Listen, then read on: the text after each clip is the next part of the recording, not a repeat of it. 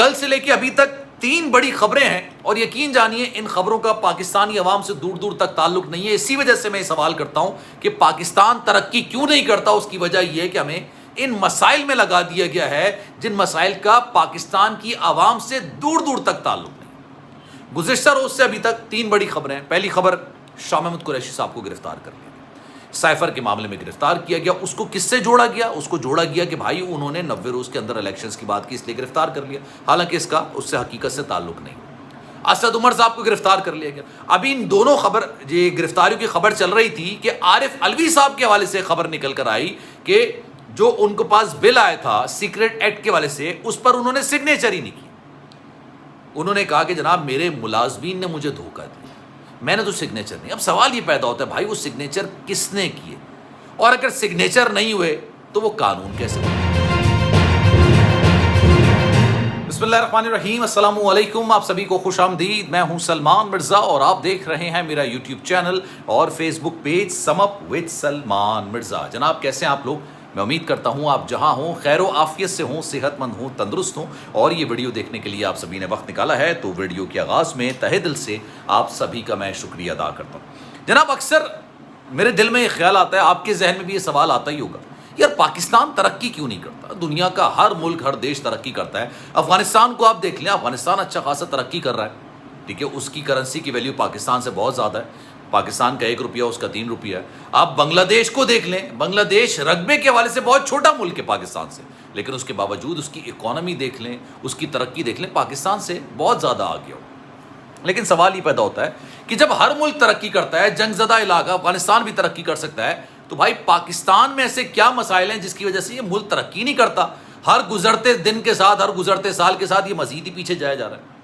آج بڑی دلچسپ ایک چیز ہوئی ہے، میں آپ کو بتاتا ہوں. ایک بڑی دلچسپ خبر نکل کر سامنے، اور یقین جانیے ایسا لگتا ہے کہ جناب پاکستان کے عوام کو اور پاکستان کو انہی مسائل میں صرف پھنسا دیا گیا ہے اور اصل مسائل سے توجہ ہٹانے کی کوشش کی جاتی ہے. صدر مملکت صاحب عارف علوی صاحب نے آج ایک ٹویٹ کیا، اور ٹویٹ میں انہوں نے کہا کہ میرے ذاتی ملازمین نے جو میرے ساتھ کام کرتے ہیں ایوان صدر کے اندر، انہوں نے غالباً مجھے دھوکہ دیا. ایک سمری ان کے پاس آتی ہے.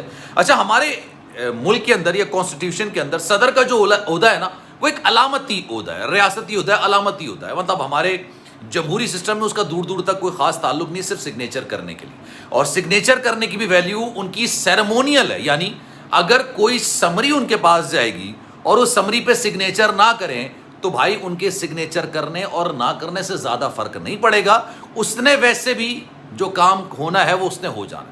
اسمبلی تحلیل ہو، وہ سگنیچر کریں نہ کریں 48 گھنٹے کے اندر اسمبلی تحلیل تصور کی جائے گی. تو یہ ایک علامتی عہدہ ہے جس کے پاس زیادہ کوئی اتنی پاور، اتنی ویلیو ہے نہیں.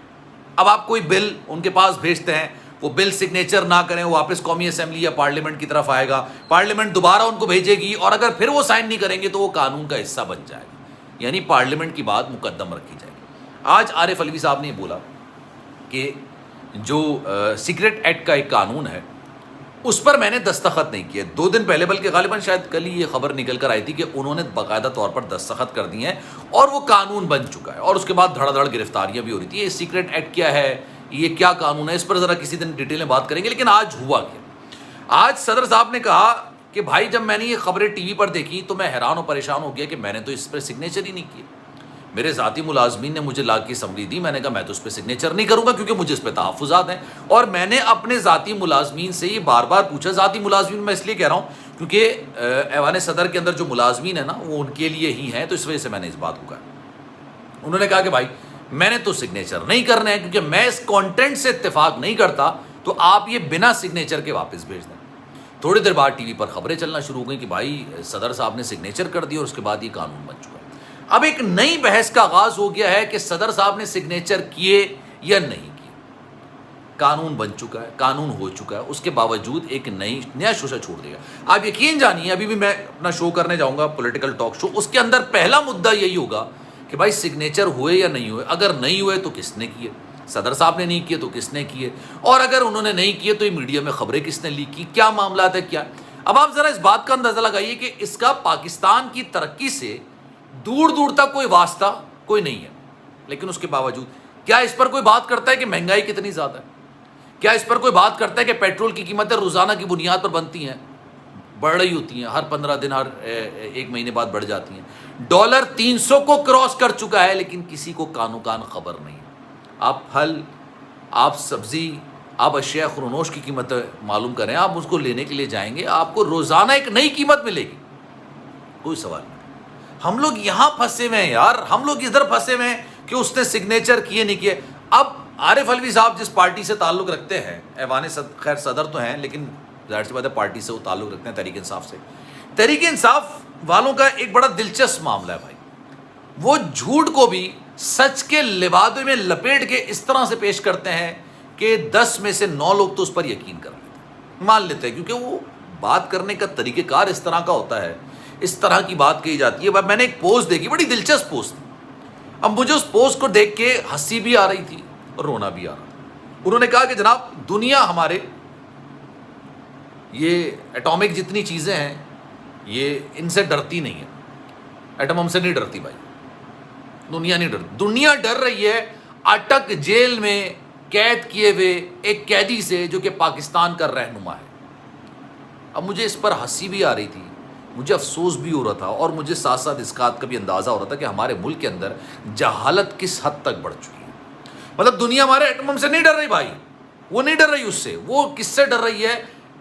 اٹک جیل کے اندر ایک بندے کو بند کیا ہوا ہے، اس سے ڈر رہی ہے، اور دھڑا دھڑ لائکس، دھڑا دھڑ کامنٹس، دھڑا دھڑ چیزیں آ رہی ہیں۔ سائفر کو بنیاد بنا کے جس طرح سے تحریک انصاف نے اس کو اپنے مقاصد کے لیے استعمال کیا، جھوٹ بیچا۔ یار بڑی اچھی کہاوت ہے، کہتے ہیں کہ جناب آپ کچھ وقت کے لیے تمام لوگوں کو بیوقوف بنا سکتے ہیں، اور کچھ لوگوں کو، مطلب تمام لوگوں کو کچھ وقت کے لیے بیوقوف بنا سکتے ہیں، لیکن ایسا نہیں ہو سکتا کہ آپ تمام لوگوں کو ہمیشہ کے لیے بیوقوف بنائیں۔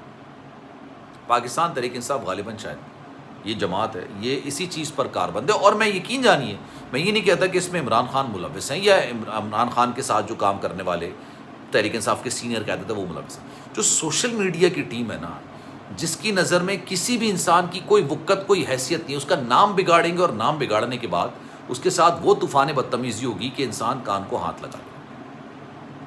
خیر جناب، اس بارے میں آپ کی رائے کیا ہے؟ میں چاہوں گا کہ کامنٹ سیکشن میں اپنی رائے کا اظہار آپ ضرور کیجیے۔ سلمان مرزا کو دیجیے اجازت، زندگی رہی، صحت رہی، آپ کی دعائیں رہیں تو انشاءاللہ آپ سے پھر ملاقات ہوگی۔ خیال رکھیے گا اپنا، اللہ حافظ۔